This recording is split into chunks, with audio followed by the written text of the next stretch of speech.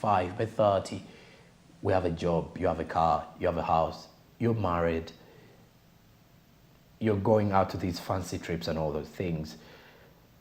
But in reality, you're done with Form 6, Senior 4, no school fees and all that. You go to university, to technical institutions, then you get to realize the best you can earn a month, averagely in a layman Ugandan job, is 300,000. And then the best pay you would get, 500,000. Now, when you are thinking about life and trying to imagine you are a family man, for example, you have children, you have your parent, you've got friends, you've got bills to pay, rent to pay. Back in the time, I used to ask myself, how would my father or mother take care of 5 people, not even earning $1 million? And then I got to realize people have different streams of money and people depend on loans as well. But away from that, besides that, now labor externalization. Most of the Ugandan people, I think, if I am to pretty much break it down for you, are thinking beyond imaginations. I think everyone wants a better life. For someone to choose to leave their country, even with a degree or a master's from a world-class university as Makerere, or call them Victoria University, Chambogo, MUBS, Ndeje, lots of universities in the country, you're going to ask yourself all these questions is, what next when there is no job? Because you'll find the job market being employed by people who have already been in that space for over 20 years, but still even the pay they're getting is not that much as well. So you'll opt to actually move out of the country and seek for better pay. But then sometimes there are some situations that happen in these particular countries that may not be easy for people to deal with. But for all our brothers who are actually in there, and for all of you that have actually been there and you're back in Uganda, we pray for you. We are happy for you. You know, at the end of it all, if you can hustle for your money, nothing beats hustling for your money, and nothing beats a person who takes care of themselves, someone who can meet the ends to that particular situation. And I feel it is the same situation, the same scenario where we almost have to experience the same matters in life. So for everybody who's part of the journey of ensuring that you make sure you continue driving business anywhere you are, we support you in that particular perspective. So that is exactly what we are definitely here to discuss this morning. But before that, I would definitely take you to South Sudan. These particular issues regarding Uganda and South Sudan. That is the Uganda and South Sudan Business Forum. Now, this is the Uganda-South Sudan Business Forum that started this week. And clearly, I did tell you we have a team in there, our producer in specific, already on ground, to at least give us some things about the key discussions that were ongoing in that particular one. Now, as the forum was opened, the Ugandan South Sudan businessmen were urged on joint investments as the forum opened yesterday. During the opening of this particular forum, every other detail was live here on Smart 24 exclusively. Now, let's first have a look at what was happening yesterday from the Uganda South Sudan Business Forum. All right, as it's actually still being prepared for you to at least understand, a simple breakdown here. Uganda and South Sudan businessmen were urged to start joint venture business investments in order to promote growth and development between the two countries, the traders and the locals. Now, speaking during the Uganda-South Sudan Business Forum in Juba, Brigadier General Ronnie Balia, who is Uganda's ambassador to South Sudan, said that it's high time Ugandans took advantage of the improved security situation in the neighboring country to do more trade, because this time around there is less political conflict and instability in South Sudan, something that has actually been a very huge concern for Ugandans who have been trading their plight in that country. But pretty much from the other perspective of life, when you look at South Sudan, we've got a number of traders, a number of Ugandans who are already trading in South Sudan, making money in there, having businesses in South Sudan. So Brigadier General Balia added that Uganda's diaspora now contributes over $1 billion per year to Uganda because they have faith in their home country, unlike in the past when they feared to invest at home. And then South Sudan's ambassador to Uganda, Simon Duku Michael, say that the two countries have strong ties and vibrant historical relations. So the geopolitical significance of the business summit is absolute and a channel to help improve trade relations and grow the trade ratings for both countries. He furthermore noted that whilst at the moment exports stand at $400 million, he's optimistic that the numbers will go up to pre-2013 levels, where trade with South Sudan was almost $1 billion. So the aim is to improve bilateral relations, trade relations, and to also see that trade is boosted between the two countries, also reinforcing on the idea of security. But when we talk about business, I think as a neighboring country, South Sudan provides potential market for us, and so do we when it comes to providing that potential market for them here in Uganda. And when you're to look at it in that perspective, it is something that we would be inspired to love as Ugandans. We would be happy to see that things are moving on well. All right, now let's have a look at the report. Extorting money were abolished. The Uganda diaspora now contribute to the economy over $1 billion per year because they have faith in their home country. There is nothing more important in a country than rule of law, observed by the led and the leaders. It must be a two-way traffic with mutual respect. We have the human resource, the manpower, well trained and with good knowledge and skills, and the right attitude, plus the necessary logistics and equipment in order to defend national unity, national sovereignty, and territorial integrity. We have the support of the population. Element, Your Excellencies, is to identify and concretize interventions. What are those things that we can do together? The new opportunities. We have just been in the very advanced stages of oil and gas in our country. We are about to start pumping oil from a place called Bulisa to the port of Tanga. We build upstream, midstream, and downstream petroleum portfolios. We know that you have oil and gas here. We can have a discussion on some of those things. That we bring our SMEs together to strengthen our SMEs. Without SMEs, we cannot have big companies. Vision is one of the major commerce platforms that support the development of SMEs, and it plays a vital role in the health of economy of many countries around the globe. And Uganda and South Sudan are not exceptional. And nourish this relationship to make sure our countries are developed. And we're not going to bind with the word that South Sudan is a young country. We're not a young country. We're 11 years old. That means we are capable also to market our nation. Having this event, it is very important for South Sudan. It is part of capacity building for our SMEs, women and youth. It's preparing our SMEs to compete not only in the East Africa community, but in inter-Africa trade fairs and also Africa Continental Free Trade Area. To assure the private sector in Uganda and South Sudan that the state, through its security services and agencies, shall remain visible, available, accessible, and approachable in order to dominate the ground, overtly and covertly, and be felt in fighting and averting criminality proactively.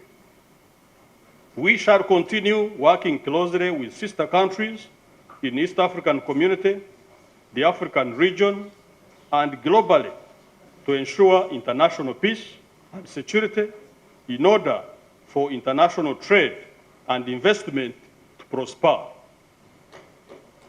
South Sudan is secure. So I also want to assure South Sudanese that back home, the country is secure. The Republic of Uganda is a secure, stable, united, democratic, and prosperous country. We are prepared to handle all threats swiftly and decisively, ensuring law and order and protecting life and property. All right, now that is Ronnie Balia, Uganda's ambassador to South Sudan, Brigadier General, beg your pardon, Brigadier General Ronnie Balia speaking on, that is day one of the Uganda-South Sudan Business Forum. That is a forum that is ongoing, and they're looking at how they can strengthen relations between the two countries. I will pretty much tell you, when neighboring countries or when your neighbor comes together on the same table with you to think ideally about how the two of you can combine and do business together is something that you would always seek for and want to do. It is certain things that come into space and then you wish they do happen from a different regard. I will tell you first and foremost that life gives you advantage over different situations, and the same life gives you the same opportunity to at least utilize the available space. Now, we as Ugandans have always and have since been utilizing the opportunities that have been availed by South Sudanese market, and we've seen Ugandan traders both in the agricultural sector, the manufacturing sector, going in Sudan to set up businesses.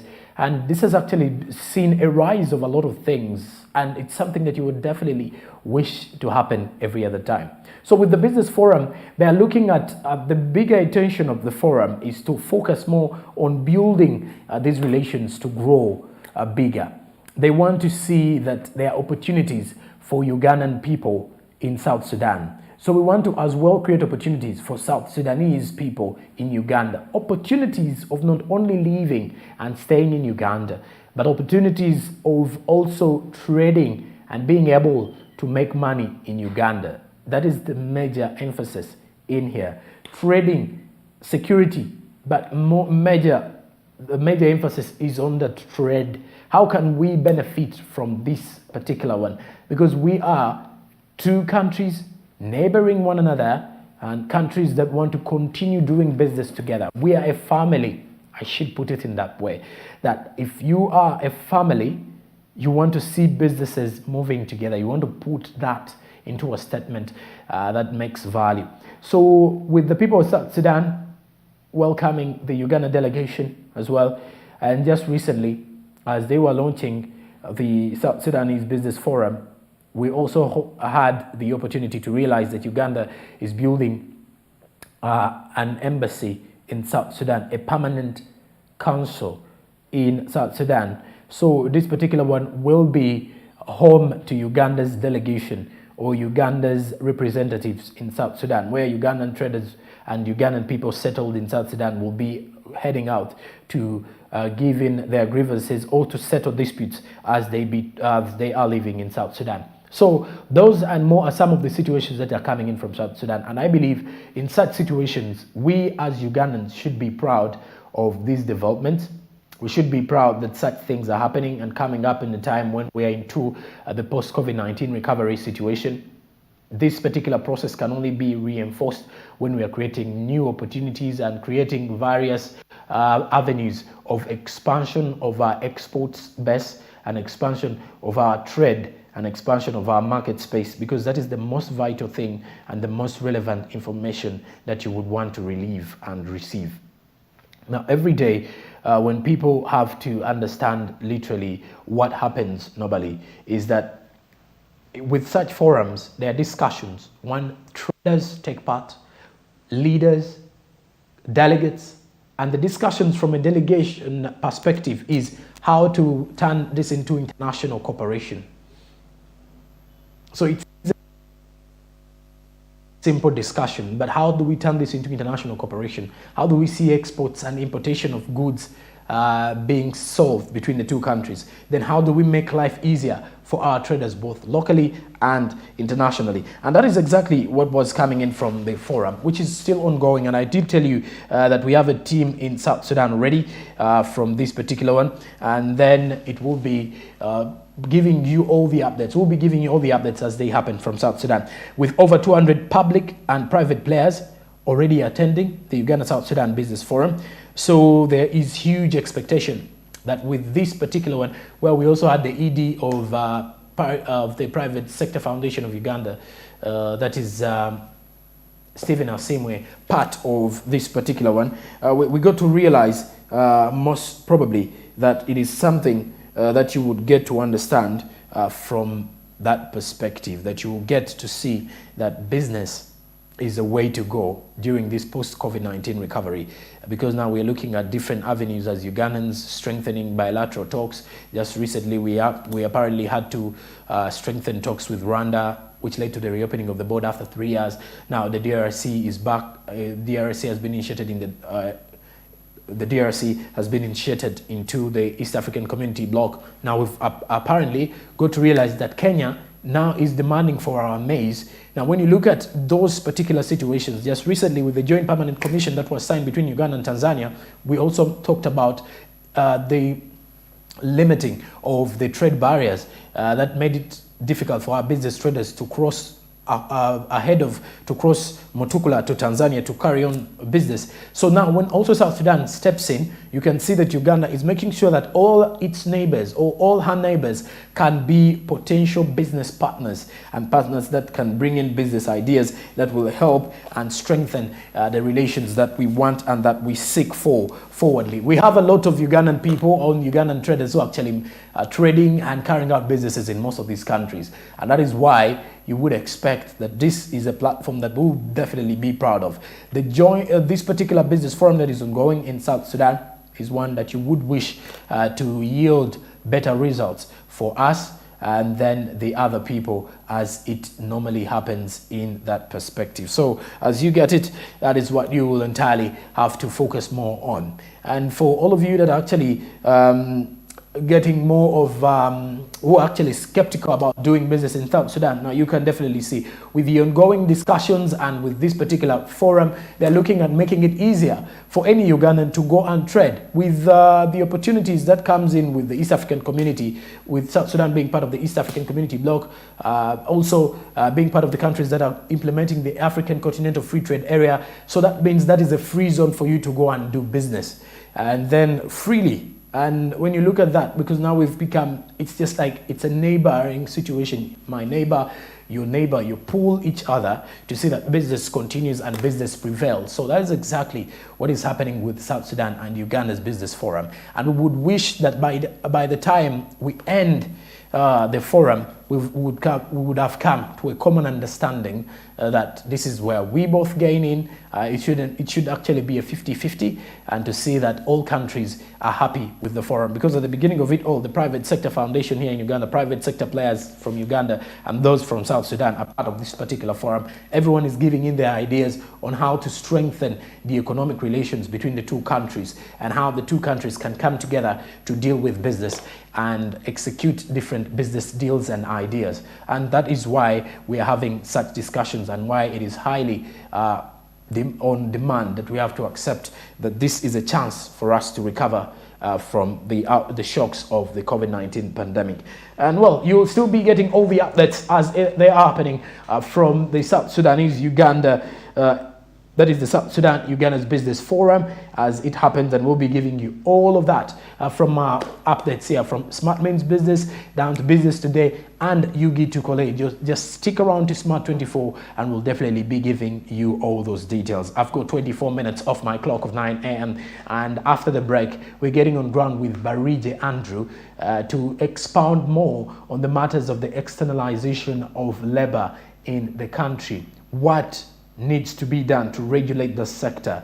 Is it right to ban the externalization of labor? Are we ready for that move? Do we have available jobs to fit in? Or is it high time we made it a priority that people need to find it easier to get to those particular countries to acquire more jobs? Stick around, I'll be right back. Good morning.